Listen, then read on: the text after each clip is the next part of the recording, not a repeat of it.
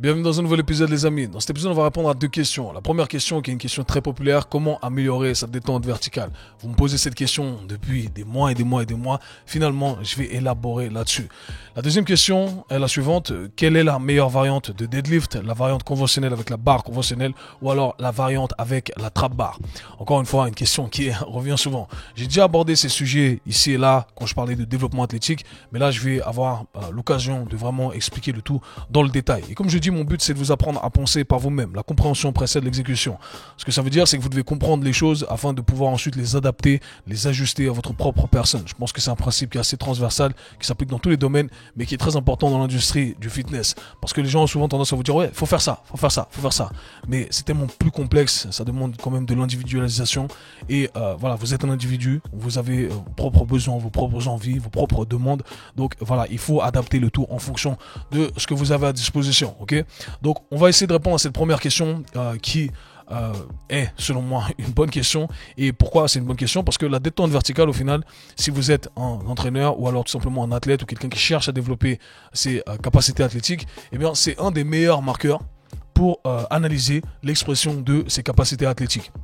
Et c'est un truc que j'ai toujours utilisé. Vous pouvez le faire par vous-même, ça ne demande pas grand-chose. Si vous êtes un professionnel du sport et de la santé, vous avez peut-être accès à ce truc où on saute, on tape, on peut mesurer la hauteur. Mais sinon, si on n'a pas accès à ça, eh bien, on peut vraiment le faire en mode système D.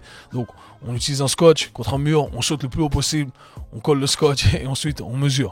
Éventuellement, si vous n'avez pas accès à ça, vous pouvez utiliser des sauts, utiliser une box, vous faites un box jump, jambe tendue, vous atterrissez sur la box, vous mesurez la hauteur de la box sans flexion de hanche, sans flexion des genoux. Faites attention quand même, ne soyez pas trop gourmand parce que vous risqueriez de vous faire mal éventuellement. Mais ça vous permet d'avoir déjà une unité de mesure éventuellement. Donc, comme j'ai dit, c'est quelque chose que j'utilise depuis très longtemps sur moi-même, sur mes athlètes. C'est quelque chose sur quoi j'ai vraiment travaillé parce que ma détente verticale était très mauvaise. Et en appliquant tout ce que je vous dis, eh bien, j'ai gagné 30 cm malgré le fait que j'étais déjà très très lourd durant cette période-là. Et tous les athlètes qui ont suivi un programme sur la durée avec moi ont vu également une augmentation de leur détente verticale. Donc je vais expliquer un peu tout ça avec mon expérience et avec toutes les évidences qui sont derrière. Donc déjà, on va essayer de comprendre ce que c'est que la détente verticale. La détente verticale, c'est tout simplement un saut. Mais si je venais à décomposer un peu cette définition, à créer une définition qui nous permet de nous diriger vers où on veut se diriger.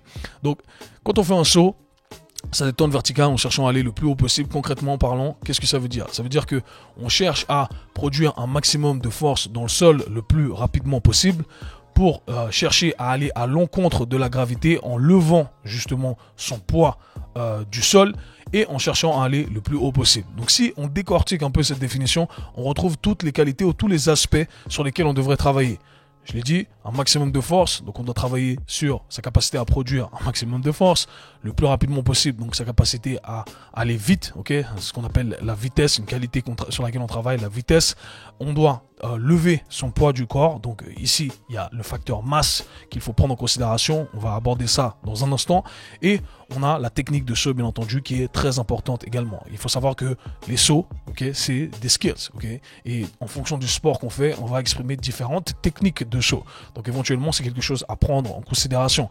Si vous voyez le tout d'un point de vue un peu plus général, genre fitness de manière générale, développement athlétique de manière générale, comme je le fais aujourd'hui sans pratiquer de sport spécifique, eh bien on va intégrer une multitude de sauts, ok.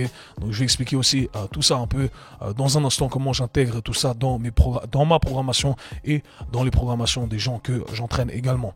Donc une fois qu'on a compris la définition, déjà vous avez la réponse. On doit travailler sur sa force max, sa vitesse max et sa technique de saut. Donc là il y a plein de questions qui en découlent. On va faire ça de la manière suivante. Qu'est-ce que la force max? Ok, c'est la première question, j'imagine, qui découle de tout ça. La force max, c'est la capacité à décharger un maximum de signal électrique afin de recruter un maximum d'unités motrices.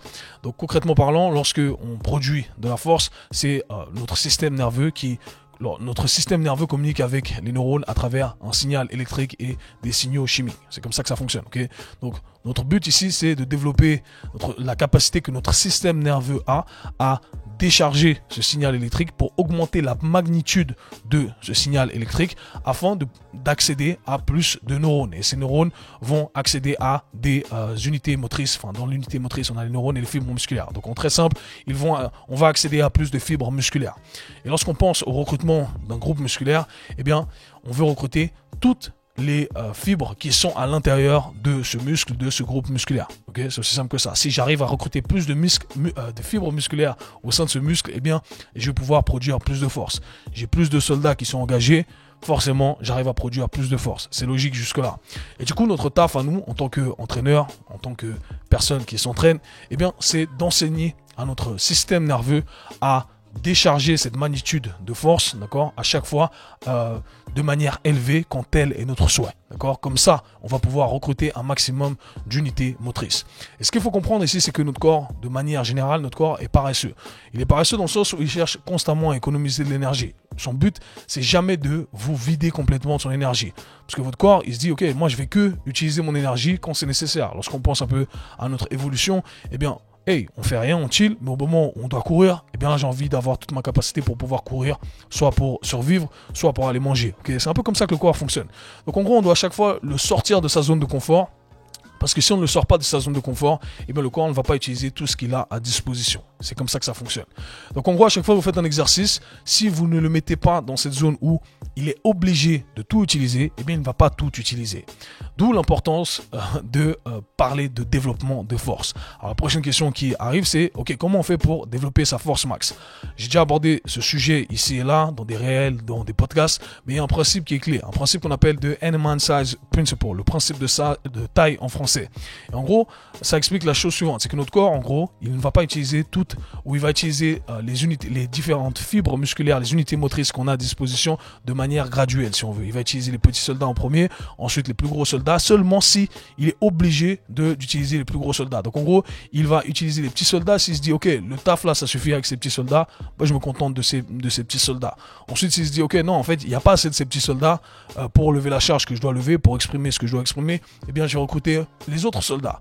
Ah ok, c'est assez, je m'arrête là. Ah non, c'est pas assez, ok, je vais recruter les soldats les plus costauds. C'est comme ça que ça fonctionne, ok. C'est expliqué par ce principe de taille. Donc en gros, nous, on doit simplement apprendre à notre corps, ou forcer notre corps à recruter ces plus gros soldats, ok, du plus petit au plus gros soldat, tous ces soldats. Et comment on le fait? Eh bien, on doit utiliser des intensités qui sont très élevées, ok, des intensités qui nous mettent dans cette position inconfortable. On pourrait très bien le faire en utilisant une intention, d'accord, l'intention de produire un maximum de force, c'est très important. Donc si je cherche à sauter le plus haut possible, je sais que je vais utiliser un maximum de soldats. Mais selon moi, on n'est pas en train de tout utiliser, ok? On n'est pas en train de tout utiliser parce qu'on n'est pas vraiment forcé de tout utiliser. Et c'est là que les exercices avec des charges externes ont beaucoup de valeur, d'où les exercices de musculation qui ont été prouvés vrais dans le monde de l'athléticisme, dans le monde de... on dit athléticisme en français, c'est un anglicisme ça. Dans le monde de l'athlétisme, pardonnez-moi, dans le monde de l'athlétisme et dans tous les autres mondes qui intègrent justement cette pratique de musculation. Et quand on dit musculation, les gens pensent bodybuilding, etc. Mais non, on parle de développement physique ici. Donc notre développement de force ici en utilisant des exercices. Je le rappelle, les exercices ne sont que des outils. Donc en gros, quand on utilise une barre sur notre dos, on va parler de la sélection des exercices dans un instant, on utilise une barre sur notre dos, eh bien on est forcé, quand la charge devient très lourde, de produire un maximum de force, parce que sinon on s'écroule, sinon la barre nous écrase. Donc il y a cette composante qui nous force justement à sortir de notre zone de confort et ainsi à augmenter cette magnitude de force, cette décharge qui va être envoyée et ainsi à recruter un maximum de fibres musculaires. Peut-être que vous avez déjà expérimenté ça, vous faites un développé couché, un squat, peu importe l'exercice, et vous arrivez dans une angulation en milieu d'amplitude de mouvement où ça bloque. Et là, vous êtes bloqué pendant une demi-seconde, une seconde. Okay, pourtant, vous avez produit la même quantité de force, mais là, c'est pas assez.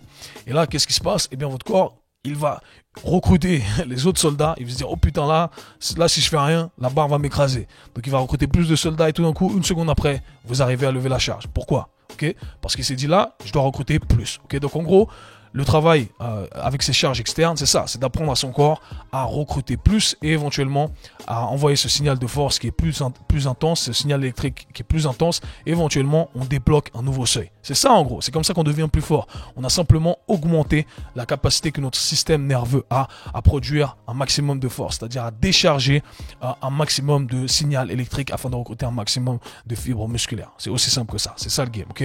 Donc voilà pourquoi on utilise des charges externes, d'où la valeur des charges externes. Maintenant, je pense que l'erreur qu'on fait, selon moi, pour revenir à la sélection d'exercices, c'est d'utiliser des exercices qui sont arbitraires et d'utiliser des nombres qui sont arbitraires en termes de marqueurs de performance. Souvent, on va vous dire, ok, si tu fais pas 2 fois ton poids de corps au squat, c'est que ça sert à rien, ok, c'est que t'es nul. Si tu fais pas 1 fois et demi ton 2 fois et demi ton deadlift, c'est que t'es nul, etc. Ça veut absolument rien dire. C'est des marqueurs de merde, des standards de merde qui ne servent absolument à rien et qui ne vous aident en rien du tout. Donc, déjà, le premier truc à dire, c'est que ces chiffres-là, ces nombres-là arbitraires ne valent absolument rien. Ils ont été donnés par, parfois, voilà, dans l'industrie du sport, il y a beaucoup de va-et-vient entre des industries qui prennent un peu le dessus. On va avoir des modalités, enfin comment dire ça, des sports qui prennent le dessus. On a eu un moment les weightlifters, après on a les powerlifters, etc. Donc ils viennent un peu placer leurs standards dans le monde du fitness général. Et c'est pour ça que je dis qu'il faut faire attention à ces marqueurs-là. Quoi qu'il en soit, l'idée c'est que vous devez simplement chercher à devenir plus fort que la veille, que la semaine dernière, que le bloc précédent, que les 6 mois précédents. C'est ça l'idée. L'idée, c'est simplement d'apprendre à être à chaque fois un peu plus fort. Comparez-vous à ce que vous étiez auparavant, pas à ces nombres arbitraires qui sont donnés. Maintenant, en termes de sélection d'exercices, eh bien, c'est là que c'est super important lorsqu'on parle de développement de force et que beaucoup n'ont pas compris. C'est qu'en fait, l'exercice, c'est beaucoup moins important que ce qu'on croit. Les gens pensent que, oh, le meilleur exercice, c'est, il faut faire ton squat. En fait, on s'en fout si c'est un squat, si c'est un trap bar deadlift, si c'est un leg press, peu importe. Ce que tu veux, c'est simplement sélectionner un exercice que tu arrives à faire confortablement pour que tu puisses recruter au maximum la zone ciblée, donc en l'occurrence ici, pour la détente verticale, le bas du corps, qui va te forcer également à produire de la force à travers le reste de ton corps, parce que l'idée c'est vraiment d'irradier son corps avec un maximum de tension, et plus la charge augmente, et plus on utilise des exercices, quand on utilise des exercices polyarticulaires, eh bien tout le corps va être engagé, ok, principalement pour le bas du corps, ok. Donc c'est là que c'est très important de simplement garder ça en tête, utiliser l'exercice avec lequel vous êtes le plus à l'aise. Si le but c'est que le développement de la force, utilisez simplement l'exercice qui vous convient. Si vous êtes meilleur sur un squat, sur un demi-squat, sur un trap bar deadlift, sur un deadlift conventionnel, utilisez ce qui vous correspond. L'exercice en soi, on s'en fout ici. Okay, le but, c'est simplement d'entraîner ce que j'appelle l'amplificateur, votre système nerveux, la capacité à décharger un maximum de force. C'est aussi simple que ça. Donc ça, c'est vraiment un facteur qui est très important et que je ne cesse de mentionner depuis des années et des années. Je suis content que ça commence à venir un peu dans l'industrie, mais croyez-moi, c'est le prochain discours. Pour l'instant, il y a toujours des gens qui sont coincés. Non, il faut faire que le squat, il faut faire que le deadlift, c'est le roi des exercices. Si c'est pour le développement de la force max, on s'en fout. L'idée, c'est simplement d'utiliser une quantité de force qui est importante, qui dépasse les 90% de votre intensité max. C'est aussi simple que ça. Donc c'est tout ce que vous devez retenir. Donc en gros, vous devez travailler dans une rangée de 1 à 3 reps. Okay, plus vous êtes expérimenté, plus vous allez pouvoir vous diriger vers le 1 rep max. Mais c'est tout ce qu'il faut retenir. J'espère que ça vous aidera. Maintenant, pour le côté pratique, eh bien, je pense qu'il faut apprendre à travailler avec des exercices bilatéraux pour commencer. Et ensuite, petit à petit, on va apprendre à développer de la force. Peut-être pas sur du 1 à 3 reps, forcément, en fonction de votre niveau de skill.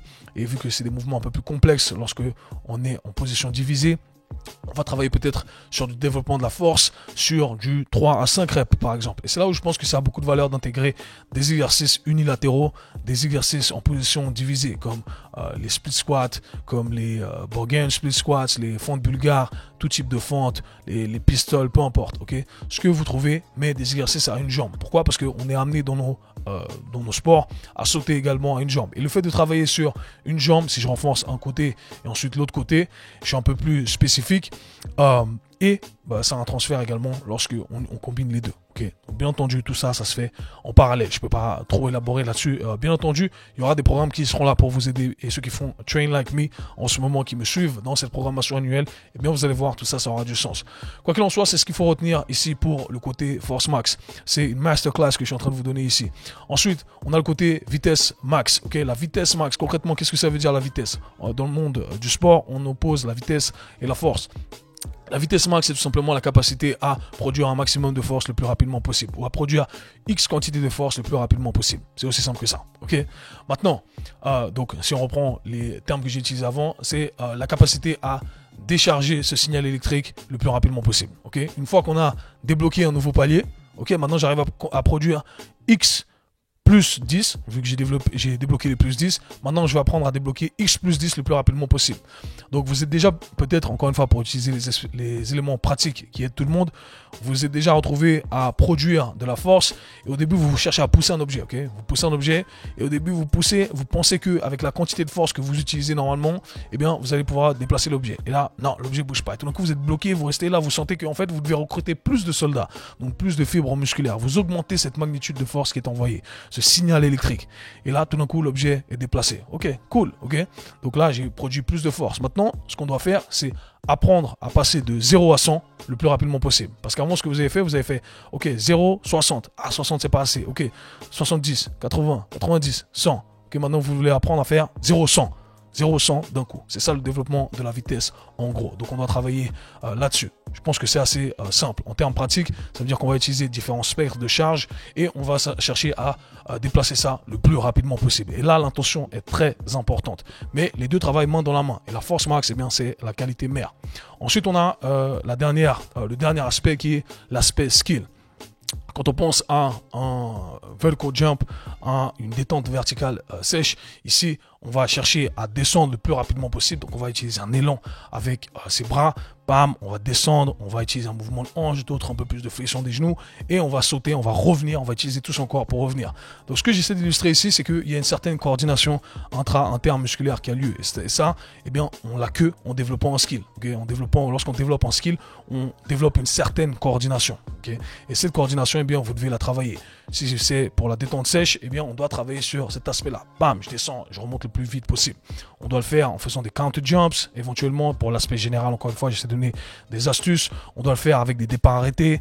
On doit le faire en faisant un pas, en faisant deux pas, etc. C'est intéressant de travailler là-dessus. En faisant à une jambe plutôt, en faisant en position divisée. C'est intéressant de ramener de la variété parce que ça va nous apprendre justement à décharger cette quantité maximale de force le plus rapidement possible dans différentes positions. Okay. Et à partir de là, une fois qu'on a couvert un spectre très varié, eh bien, on arrive à le faire dans plein de positions. Éventuellement, c'est un transfert dans nos activités sportives. Donc là, je sors un peu de la capacité du cadre simplement détente verticale basique, mais je parle également de transfert dans nos activités sportives. Donc j'espère que vous avez compris un peu tout ce qu'on a abordé ici. C'est très important parce que vous pouvez adapter le tout et créer votre programmation en fonction de ce que je viens de dire. Maintenant, parlons de la deuxième question, trap bar ou alors barre conventionnelle. Et ça rejoint exactement ce que j'ai dit auparavant. Donc là, il va falloir bien entendu connecter tout ce que je viens de dire. Donc, trap bar ou trap bar conventionnel. La première question que vous devez vous poser, au final, c'est pas une bonne question. La première question qu'il faut se poser, c'est ok, quel est l'objectif? Ok. Si l'objectif c'est force max, quelle est la réponse? La réponse c'est peu importe. La réponse c'est l'exercice qui te convient le mieux, qui te permet de produire un maximum de force. Si tu es limité par le skill de l'exercice, eh bien c'est là où ça devient problématique. Donc tu veux simplement choisir l'exercice que tu maîtrises le mieux, qui te permet d'augmenter cette décharge électrique. Aussi simple que ça. Si pour toi c'est le trap bar, eh bien le trap bar c'est le meilleur exercice. Si pour toi c'est le deadlift conventionnel, eh bien le deadlift conventionnel c'est le meilleur exercice. Maintenant, si ton objectif c'est plutôt un objectif structurel, ok, je veux plutôt utiliser le deadlift pour travailler sur X partie de mon corps. C'est là où il y a des variantes à prendre en considération parce que l'objectif n'est plus le même. Donc on regarde les outils différemment. Maintenant, je sais que le deadlift conventionnel va plutôt viser la chaîne postérieure. J'aurai un peu plus de disque jambier, un peu plus de fessier, d'accord, un peu plus de mouvement, de levier de hanche et un peu moins de flexion des genoux. Éventuellement, avec la trap bar, eh bien, je vais avoir un peu plus de flexion des genoux. Ça dépend de comment on peut se positionner. La trap bar, c'est assez hybride. C'est ça qui est bien avec la trap bar, c'est que on peut mimer un mouvement de levier de hanche, de hip hinge assez conventionnel, ou alors on peut transformer ça un peu en un quart de squat. Okay, donc c'est à vous d'adapter le tout, bien entendu. Mais on va partir du principe que on a un peu de flexion de genoux lorsqu'on fait la trap bar. Lorsqu'on utilise la trap bar. Et bien dans ce cas-là, si c'est pour le côté structurel, je veux utiliser les deux. C'est aussi simple que ça. La réponse est, je veux utiliser les deux à condition que j'ai la capacité articulaire pour le faire, que ça ne me gêne pas. Ok, aussi simple que ça. Donc j'ai pas à me prendre la tête. Un bloc c'est une fois la trappe barre, l'autre bloc c'est le deadlift parce que je vais viser légèrement différemment les tissus que je vais cibler. Je vais placer la charge différemment, donc la coordination intra-intermusculaire va être différente. Donc la réponse c'est les deux. Encore une fois, vous comprenez que on n'est pas marié à quoi que ce soit, on n'est pas marié à des exercices, on comprend fondamentalement les choses et on arrive à adapter le tout. Donc j'espère vraiment que cet épisode vous aura aidé. Je pense qu'il y a beaucoup d'informations qui ont été données, à vous de les appliquer, d'ajuster le tout et croyez-moi, il y a plein de programmes qui vont suivre dans les prochains mois parce que c'est vraiment ce que je veux partager avec vous. J'ai partagé beaucoup l'aspect mobilité et là il y a plein de nouveaux trucs qui vont sortir. Donc restez connectés parce que ça c'est vraiment mon dada, un truc que je kiffe et travaillez sur votre détente verticale. Nous on se voit, /parle très bientôt. Peace.